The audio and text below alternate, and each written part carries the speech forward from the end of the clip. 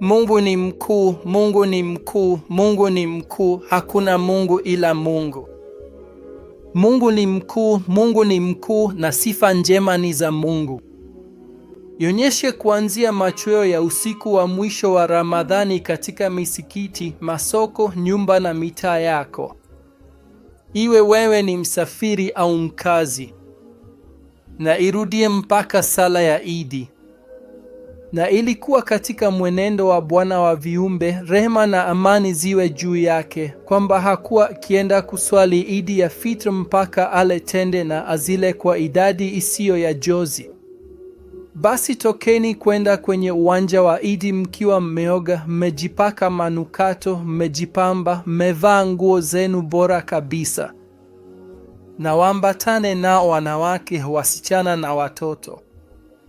Chukua familia yako na watoto wako, wakusanye wote. Kwa nini? Ili washuhudie baraka za siku ya Idi na dua ya Waislamu. Sio watu walale usiku wa Idi na asubuhi waendelee kulala, wakakosa swala na kupoteza ile baraka na tukio hilo kubwa. Na miongoni mwa tabia njema za Kiislamu na mwonekano mzuri wa kijamii uliokuja kutoka kwa masahaba wa bora wa viumbe ni kupeana pongezi za Idi na kubadilishana kati ya watu wa umma wa Muhammad.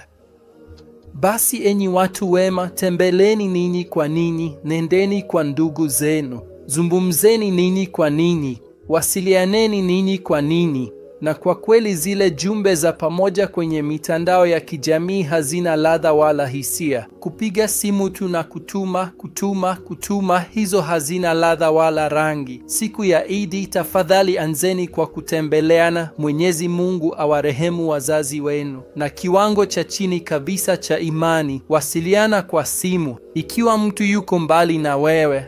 Mwenyezi Mungu ndiye mkuu na sifa njema zote ni za Mwenyezi Mungu. Utukufu ni wa Mungu asubuhi na jioni. Swala na salamu za Mwenyezi Mungu zimshukie Bwana wetu Muhammad, familia yake na maswahaba zake.